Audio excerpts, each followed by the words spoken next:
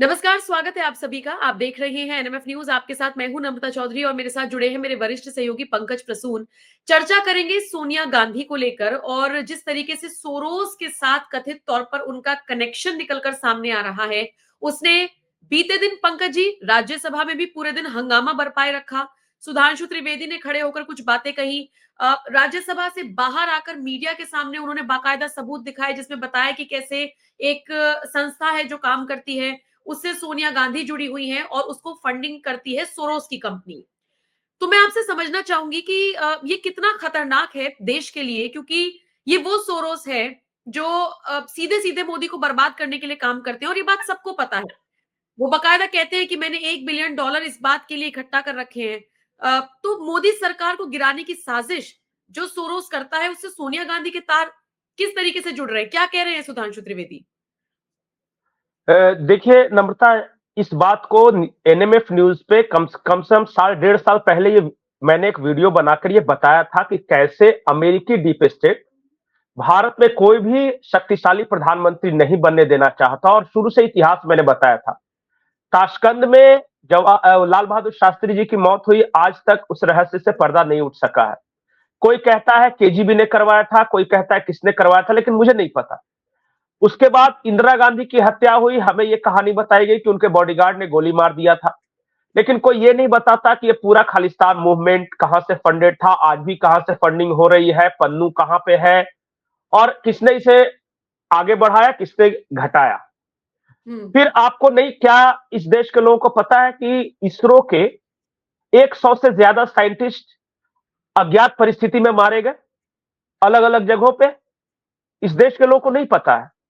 और आज तक उनमें से किसी के मौत की जांच कंक्लूजन तक नहीं पहुंची है, यह भी नहीं पता। हमने सिर्फ एक रॉकेटियर, एक फिल्म बन गई, वो जो साइंटिस्ट थे उनके बारे में हमने हमने पढ़ा। लेकिन इसरो के 100 से ज्यादा साइंटिस्ट की मौत कैसे हुई इस देश में किसी को नहीं पता। क्या इस देश में किसी को पता है कि डॉक्टर होमी जहांगीर भाभा की मौत कैसे हुई थी रहस्यमय परिस्थितियों में? हम्म। नहीं पता ना। और इनमें से कोई भी हाई प्रोफाइल मर्डर होता है, किसी का भी जांच कंक्लूजन तक नहीं पहुंचता। क्यों, ये आज तक किसी को नहीं पता। ये कहानी का एक हिस्सा है, मैं दर्शकों के लिए छोड़ देता हूं। अब मैं दूसरा हिस्से पे आता हूं। राजीव गांधी की मौत कब हुई? 21 मई 1991। ठीक है। राजीव गांधी फाउंडेशन की स्थापना कब हुई? उनकी मौत के 1 महीने के अंदर, जब देश सदमे में था और किसी को समझ में नहीं आ रहा था, तो उनकी पत्नी मौत के ठीक बाद से राजीव गांधी फाउंडेशन की स्थापना में लग गई थी और 1 महीने के अंदर दिल्ली में फंक्शन करना शुरू कर दिया था। आप जाके देख लीजिए, मैं आपको भेज दूंगा पूरे सबूत। इतना ही नहीं, राजीव गांधी फाउंडेशन का जो पहला ब्रांच खुला भारत के बाहर, वो खुला यूके में 1993 में, अप्रैल 1993 में। ये सारे डॉक्यूमेंट्स है मेरे पास। और उसी वक्त अप्रैल 1993 में ही यूके में ओपन सोसाइटी फाउंडेशन की नींव पड़ी है, यूके में ही, जॉर्ज सोरोस वाली संस्था का। एक साथ दोनों यूके में बने हैं, ओपन सोसाइटी फाउंडेशन और राजीव गांधी फाउंडेशन का जो ब्रांच खुला है इंग्लैंड में, वो जाके देख लीजिए, उसके भी डॉक्यूमेंट्स हैं। और वो तो वेबसाइट पे अवेलेबल है ना कि कब खुला, कब से काम कर रहा है। तीसरी महत्वपूर्ण बात, 1993 के ठीक एक साल बाद एक एनजीओ बनाता है जॉर्ज सोरोस की ओपन सोसाइटी फाउंडेशन, और उसमें को प्रेसिडेंट कौन बनती है? सोनिया गांधी। ये भी वेबसाइट पे अवेलेबल है, वो जाके देख लीजिए उस एनजीओ के वेबसाइट पे। मैंने कुछ ऐसा नहीं बताया है जो कि ओपन फोरम पे नहीं है। एक पत्नी जिसके पति की बम धमाके में मौत हो गई है, वो 1 महीने के अंदर राजीव गांधी फाउंडेशन की स्थापना कर लेती है, वो फंक्शन करना शुरू कर देता है, सब कुछ हो जाता है और वो चली जाती है इंग्लैंड। इंग्लैंड से जाके उसी वक्त ओपन सोसाइटी फाउंडेशन भी बनता है और राजीव गांधी फाउंडेशन का इंग्लैंड में ब्रांच भी बनता है और ओपन सोसाइटी फाउंडेशन की को प्रेसिडेंट भी बनती है। ये सारा कुछ एक खुली किताब है। अब मैं बता रहा हूं कि अब दर्शक सोचे कि जब से सोनिया गांधी आई है इस देश में, उसके बाद से इसरो के 100 से ज्यादा साइंटिस्ट की मौत, उसके बाद गांधी परिवार में किसी की नेचुरल डेथ नहीं हुई आज तक। इंदिरा गांधी को मारा, संजय गांधी का प्लेन एक्सीडेंट किया, राजीव गांधी बम विस्फोट से उड़ाए गए। कोई भी रहस्य नहीं है इसमें, जैसे मैं कुछ नई बात नहीं बता रहा हूं। अब आते हैं कट्टू 2024। 2 साल पहले राहुल गांधी उज्बेकिस्तान गए थे, और उज्बेकिस्तान में उन्होंने किससे मुलाकात की पता है? वो किससे? फोटो है, तस्वीर है, सामंथा पावर नाम है हम्म। उस महिला का। वो ठीक है। महिला ओबामा प्रशासन में हेड थी इंटेलिजेंस विंग का, और उसे रेजिम चेंज मिनिस्टर कहा जाता था। इस 2 साल पहले उज्बेकिस्तान में राहुल गांधी सामंथा पावर से मिलते हैं, जो कि ओबामा प्रशासन की रेजिम चेंज मिनिस्टर है। ठीक है। राहुल गांधी जाते हैं जब यहां ये गलवान वाला जब यहां चल रहा था हमारा विवाद, राजीव गांधी जाते हैं चीनी दूतावास, और जब मीडिया उनसे पूछता है कि चीनी दूतावास क्यों गए थे, तो वो इनकार कर देते हैं। और बाद में चीन का दूतावास पिक्चर रिलीज करता है कि नहीं भाई हमारे यहां आए थे। अगर वो गए थे, जाने में कोई बुराई नहीं, छुपा क्यों रहे थे? और किस मकसद से गए थे, क्या बात हुई, या के ब्रीफ करना चाहिए ना, वो नहीं। आपको याद होगा कि जब यूपीए की सरकार थी, तो चीन की कम्युनिस्ट पार्टी ऑफ चाइना के साथ एक मेमोरेंडम साइन हुआ था। वो फोटोग्राफ्स है, चीन के पीछे सोनिया गांधी खड़ी हुई है, राहुल गांधी साइन कर रहा है, कम्युनिस्ट पार्टी ऑफ चाइना का साइन कर रहा है। आज तक इस देश को नहीं पता कि किस बात का एग्रीमेंट हुआ था, कौन सी फाइल पे साइन हुआ था, किसी को नहीं पता। आप सिर्फ एक जॉर्ज सोरोस के पीछे पड़े हैं क्योंकि वो आदमी एक्सपोज हो गया है। ऐसे ऐसे 10-20 जॉर्ज सोरोस से ये मिलते हैं जाके। अब ये नहीं समझ में आया, अब मैं फिर बताता हूं।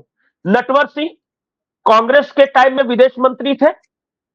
नटवर सिंह ने अपनी किताब में लिखा है कि यूपीए सरकार के हर स्फेयर में सीआईए मौजूद था, सीआईए चला रहा था यूपीए सरकार को। ये नटवर सिंह यूपीए सरकार के विदेश मंत्री लिखते हैं। वो मैं कटिंग आपको भेज देता हूं, जो उन्होंने अखबार में लिखा है, अपनी किताब में लिखा है। इतना ही नहीं, प्रणब मुखर्जी ने जब इन सब मामलों को लेकर आवाज उठानी शुरू की कि हमारे यहां तो उनके मंत्रालय में बग लगाया गया था, और बहुत विवाद हुआ था। उस समय जासूसी की गई थी प्रणब मुखर्जी की, और उसके बाद प्रणब मुखर्जी की विरक्ति हुई। बाद में उन्होंने मरते मरते किताब लिखा, और जिसमें यह लिखा कि सोनिया गांधी और राहुल गांधी हिंदुस्तान और हिंदुओं से नफरत करते हैं, और भारत की बर्बादी है इनका लक्ष्य। समझ गए पूरी कहानी? अभी पूरा खुलासा नहीं हुआ है। अब जब से मोदी सरकार आई, मैंने शुरुआत में एक बात बोली कि जो डीप स्टेट्स हैं, अमेरिकन डीप स्टेट्स, वो कभी भी नहीं चाहते कि किसी भी देश में एक मजबूत राष्ट्रवादी सरकार हो जो कि उन्हें चैलेंज कर सके, जो उनके डिक्टेट पे नहीं चले। इंदिरा गांधी के साथ भी यहां वही हुआ था, लाल बहादुर शास्त्री के साथ भी वही हुआ था, राजीव गांधी के साथ भी यही हुआ था। बीच में कमजोर सरकारें रही तो उसे कोई प्रॉब्लम नहीं था। अब आ गई मोदी सरकार, और फिर से वो साजिशें शुरू हो गई, और एक बार नहीं हुई है। आप मोदी सरकार के पूरे कार्यकाल को देख लीजिए। जिस दिन डोनाल्ड ट्रंप दिल्ली में कदम रखने वाले हैं, उसी दिन दिल्ली में दंगे भड़कते हैं, और दिल्ली में जिस दिन दंगे भड़कते हैं, उससे एक दिन पहले सोनिया गांधी का बयान आता है कि अब सड़कों पर उतरना होगा, उतरने की जरूरत है। क्या यह महज इत्तेफाक था या प्री प्लान था? मैं इस देश को लोगों से पूछना चाहता हूं कि सोनिया गांधी ने कहा था कि नहीं कि सड़कों पर उतरने की जरूरत है? और क्या यह सही नहीं है कि जिस दिन डोनाल्ड ट्रंप दिल्ली की धरती पर कदम रख रहे थे, उसी दिन दंगे शुरू कराए गए?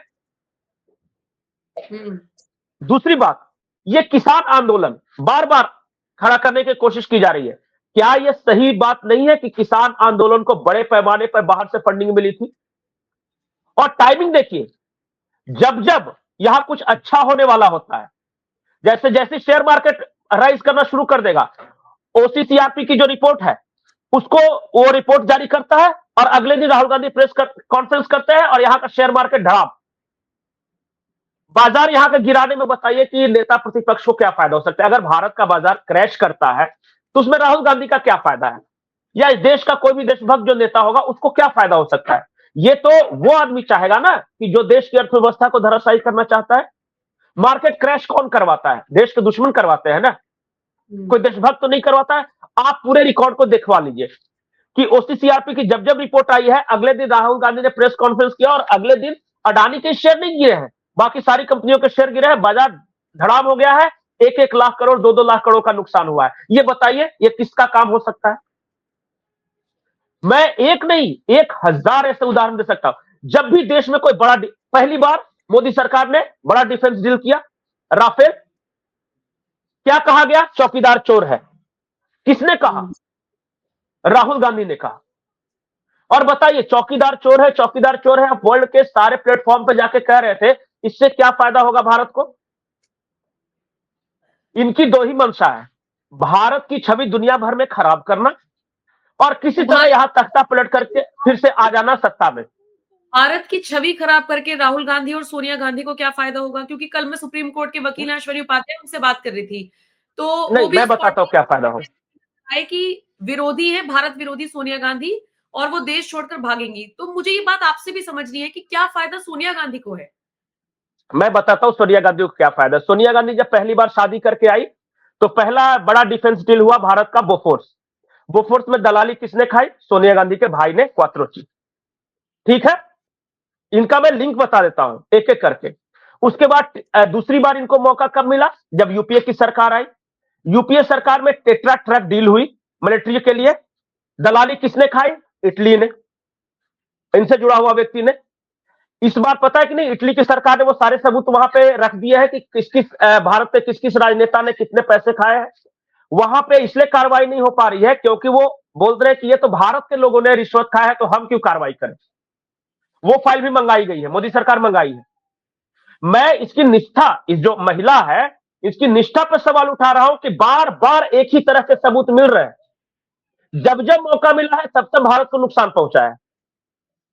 और फायदा ये, अब फायदा देखिए, बार बार जो अमेरिकन डीप स्टेट है, मैंने बार बार बोला, कभी भी नेशनलिस्ट मजबूत सरकार किसी भी देश में नहीं चाहता। भारत के आसपास के सारे देश देख लीजिए। बांग्लादेश में तख्ता पलट हुआ, खुद शेख हसीना ने कहा कि डोनाल्ड लू ने करवाया है, वहां पे है। जब पाकिस्तान में तख्ता पलट हुआ, इमरान खान ने कहा कि अमेरिकी डीप स्टेट ने हमारा तख्ता पलट किया है। म्यांमार में देख ही रहे क्या हुआ है, वहां के मिलिट्री हुंटा को हटा के आंग सान सूकी को बैठाने के लिए कितना ये डेमोक्रेसी के नाम पे वहां गृह युद्ध छिड़वा दिया है। श्रीलंका में तख्ता पलट करवाया था, भारत ने 2 लाख करोड़ का पैकेज देकर उसे बचाया है। मालदीव में तख्ता पलट करवाया, भारत के आसपास चारों तरफ तख्ता पलट करवा रहे हैं। इसलिए क्यों? क्योंकि भारत चैलेंजर बन रहा है, भारत राइज कर रहा है। वो अपने एजेंट्स जो इससे छोड़े हैं 80 के दशक में, उसको तो एक्टिवेट करेगा ना। वो एक्टिवेट कर रहा है ताकि भारत की ये सरकार किस तरह टॉपल हो जाए। और जो भारत 3 चीज की लड़ाई है पूरी दुनिया में, डिफेंस, फार्मा एंड ऑयल। बहुत सारे लोगों ने ब्लैक ऑप्स कंपनी का नाम नहीं सुना होगा, जो कि अमेरिका में काम करती है। जितना हेज फंड्स है ना, ये सोरोस जैसे जैसे 100 इस तरह के बिलियनर है, उसका हेज फंड्स वो कंपनी मैनेज करती है, ब्लैक ऑप्स कंपनी है। ब्लैक ऑप्स कंपनी का लिखित रूल है कि जहां हमारी फेवरेबल सरकार नहीं हो, उस सरकार को हटा के अपनी फेवरेबल सरकार स्टेब्लिश करो। मुअम्मर गद्दाफी को जब हटाया था तब उन्होंने ये कहा था। सद्दाम हुसैन को हटाया, बहाना क्या था कि वेपन्स ऑफ मास डिस्ट्रक्शन है। आज तक वेपन्स ऑफ मास डिस्ट्रक्शन नहीं मिला इराक में, लेकिन उसे मारा, हटाया, ये किया। मुअम्मर गद्दाफी, आप जाके देखिए तहरीर स्क्वायर मिस्र में, मैं 100 सरकारें बता सकता हूं जो इन्होंने टॉपल किया है। चाहे अफगानिस्तान से लेके पाकिस्तान में, तो कई बार पाकिस्तान में सबसे मजबूत प्रधानमंत्री हुए जुल्फिकार अली भुट्टो। जुल्फिकार अली भुट्टो का तख्ता पलट करवाया, उन्हें फांसी दिया। और भारत में देखिए, इंदिरा गांधी को इन लोग कभी पसंद नहीं करते थे। ऐसी किसी सरकार को पसंद ये नहीं करेंगे जो कि मजबूत हो। और दुनिया का उदाहरण आप देख लीजिए, इसलिए भारत के खिलाफ वो है। और मैं बार बार बोल रहा हूं कि ये जो क्रिश्चियन, कैथोलिक, ऑर्थोडॉक्स महिला है, ये वेटिकन की है, इटली की है। वेटिकन सिटी इटली में है, सारा वहीं से प्रपंच रचा जाता है। और ये इंग्लैंड में थी, वहां काम करती थी जहां ओपन सोसाइटी फाउंडेशन की नींव पड़ी है, जहां राजीव गांधी फाउंडेशन का सेकंड ब्रांच खुला है। आप लोग देखिए, जैसे कि सारी बातें जब सामने आएगी ना, और मैं कुछ भी ऐसा नहीं बोल रहा हूं जो रिटर्न डॉक्यूमेंट्स में नहीं है, संदिग्ध है ये। फर्क यही है कि जब सोनिया गांधी करती थी तो शी वॉज वेल ट्रेंड, पता नहीं चलता था। अच्छा, आपको पता है ना कि 2014 से पहले सोनिया गांधी को एक अज्ञात बीमारी थी जिसका इलाज कराने वो बार बार जाती थी, पता है ना? वो सारा उस क्या? वक्त का सारे अखबार निकाल कर देख लीजिए। कि महीने 2 महीने के बाद ये किसी अज्ञात बीमारी का इलाज कराने कभी अमेरिका जाती थी, कभी इंग्लैंड जाती थी। और तो या फिर ये जी, बहाना था विदेश जाने का, ये कहना चाह रहे हैं आप? नहीं नहीं, मैं ये कहना चाह रहा हूं कि अचानक मोदी के आते ही वो अज्ञात बीमारी कैसे ठीक हो गई, उसके बाद कभी क्यों नहीं इलाज कराने गई? हुँ। ऐसा कोई बीमारी होता है क्या कि सरकार बदलते ही वो चला जाए? आप बताइए, कभी नहीं गई उसके बाद, कभी नहीं। और पता है उस वक्त नटवर सिंह जो थे, उन्होंने लिखा है कि जब हम, मतलब नटवर सिंह खुद और सोनिया गांधी वहां गए, तो उन्होंने लिखा है कि एक क्लोज डोर मीटिंग हुई, और क्लोज डोर मीटिंग सीआईए के वैसे लोगों के साथ हुई जो कि बेहद खतरनाक थे। ये नटवर सिंह ने अपनी किताब में लिखा है, ये भी कोई पंकज प्रसून नहीं कह रहा है। अच्छा, प्रणब मुखर्जी से ज्यादा बेहतर तरीके से, नटवर सिंह से ज्यादा बेहतर तरीके से सोनिया गांधी को हम और आप तो नहीं जानते। बिल्कुल, जब बिल्कुल। वो लोग अपने जीवन के अंतिम क्षणों में ये सब लिख रहे हैं, तो आप बताइए कि वो सब झूठे लोग थे? और अगर झूठे थे तो किसी को विदेश मंत्री क्यों बना रखा था, किसी को फाइनेंस मिनिस्टर क्यों बना रखा था? नहीं, वो हुँ। सच्चे लोग थे, लेकिन इतने ताकतवर ये लोग हैं कि कब किसको अपने रास्ते से हटा दे किसी को नहीं पता चले। और यही हुआ। आप शुरुआत से लेकर आज तक भारत में रहस्यमय मौतें, ये आप निकाल के देख के रिसर्च करना शुरू कर दो, सब पता चलेगा कि सारे के सारे देशभक्त लोग थे। होमी जहांगीर भाभा से लेके इसरो के सारे साइंटिस्ट से लेके ये सारे लोग, और सबकी अज्ञात परिस्थितियों में इसलिए मौत हुई क्योंकि वो देश के लिए काम कर रहे थे। और मौत जिन्होंने भी मारा है ना, वो इतने शार्प लोग थे कि उन्हें पता था कि कैसे मारना है। कोई घर में फांसी लगा लेता है, किसी के होटल के कॉफी में जहर दे दी जाती है। ये सब मैं इसरो साइंटिस्ट की बात कर रहा हूं। हुँ। ये होता है डीप स्टेट, जो कि दूसरे देशों में जाकर तख्ता पलट करवाए और इस तरह की सर्जिकल स्ट्राइक करे। सर्जिकल स्ट्राइक वही नहीं खाली घुस के मार देना, टारगेट किलिंग भी सर्जिकल स्ट्राइक होती है। और पूरी की पूरी डीप स्टेट की फंडिंग कहां है? अभी जो काश पटेल, जिनको ये इंटेलिजेंस विंग के चीफ बनाने वाले हैं डोनाल्ड ट्रंप, उन्होंने साफ साफ घंटों पॉडकास्ट करके बताया है कि डीप स्टेट कैसे काम करता है। एंकर ने पूछा भी कि आपको कैसे पता, तो काश पटेल ने कहा कि मैं वहां के इंटेलिजेंस विंग में काम करता था, तो मुझे मत बताइए कि कैसे पता है। और उन्होंने पूरा उनका पॉडकास्ट सुनिए, उन्होंने साफ साफ बताया कि कैसे रेजिम चेंज किया जाता था, कैसे कौन काम करता था। और उन्होंने कहा कि जैसे ही मैं बनूंगा एफबीआई का चीफ, सबसे पहले डिसमेंटल करूंगा इस डीप स्टेट को।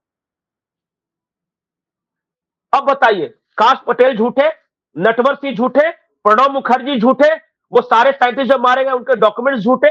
अब बताइए सच्चा कौन? सिर्फ ये मां और उसके बेटे।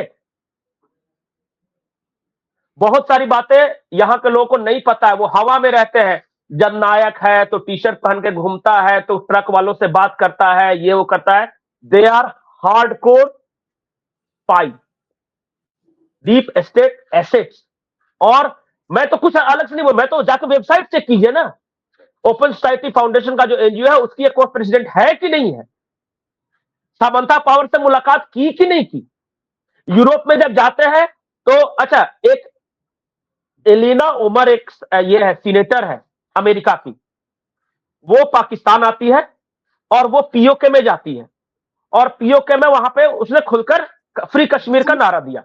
उमर उल ठीक है, हान ऐसे कुछ है, अमेरिकी सांसद? हाँ, एलियान उमर, वो इमरान उमर। ब्लैक सी महिला है। हाँ, हाँ, हाँ। वो पाकिस्तान आई, पाकिस्तान आई, पाकिस्तान के पीओके में गई, वहां इंडिपेंडेंट कश्मीर का नारा दिया, फिर वो गई। हुँ।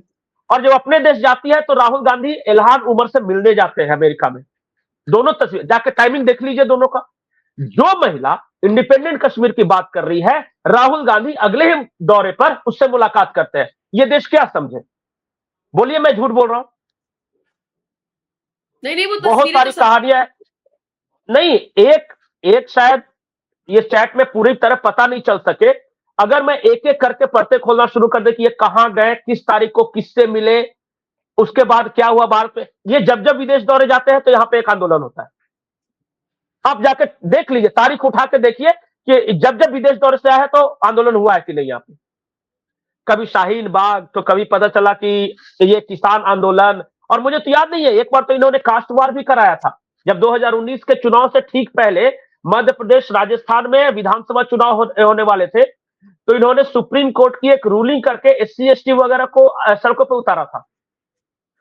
बहुत एक सीरीज ऑफ इस तरह के इवेंट्स है, आप मिलाइएगा देखिएगा तब समझ में आएगा। मणिपुर में आपको क्या लगता है, मणिपुर एक छोटा सा राज्य है, उसको मैनेज करने में इतना मुश्किल क्यों हो रहा है? क्योंकि वहां अमेरिकन डीप स्टेट एक्टिव है, म्यांमार के रास्ते हथियार आ रहे हैं, ड्रग्स की बहुत बड़ी वहां पे एक नेटवर्क है। जब पूरी बात पता, और इसलिए मणिपुर मणिपुर बहुत ज्यादा चिल्ला रहा है। ये बहुत जगह पे बहुत कुछ हुआ है, लेकिन ये मणिपुर को पकड़ के रखे हुए, क्योंकि इनके जो फादर्स है ना वहां बैठे हुए, उनका इंटरेस्ट है वहां पे।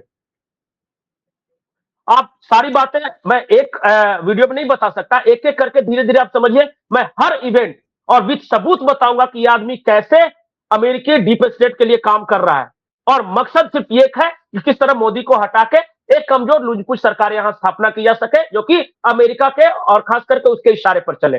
ये बाइडेन, पता है अमेरिकी डीप स्टेट का आकलन क्या था कि कमला हैरिस बनने वाली है, और इसलिए उन्होंने यहां एक्टिवेट किया था। खेल पलट गया, डोनाल्ड ट्रंप बन गए। जनवरी तक का इनके पास टाइम है। ये डेस्परेशन में यहां किसानों को फिर से उतारे, अभी जो सिंधु बॉर्डर पे है ना, कि महीने दो महीने में जो भी करना है कर ले। देखिएगा जनवरी में ट्रंप आएंगे और इनकी सारी नौटंकियां धीरे धीरे धीरे धीरे खत्म होनी शुरू हो जाएगी। जी। शुरुआत तो कहाँ से की थी पंकज जी, और एक एक करके जो भी आपने बातें बताई बहुत इन्फॉर्मेटिव था। बाकी लोगों के ऊपर छोड़ देते हैं कि वो इस पर क्या राय रखते हैं। बाकी बहुत बहुत शुक्रिया आपका मेरे साथ जुड़ने के लिए। सुधांशु त्रिवेदी ने क्या कुछ कहा है सोरोस का जिक्र करते हुए, या फिर किस तरीके से उन्होंने सोनिया गांधी को लेकर जो सबूत पेश किए, उस बाइट के साथ, उस बयान के साथ छोड़े जा रहे हैं। शुक्रिया पंकज जी, और इस वीडियो को देखने के लिए सभी दर्शकों का भी शुक्रिया। नमस्कार।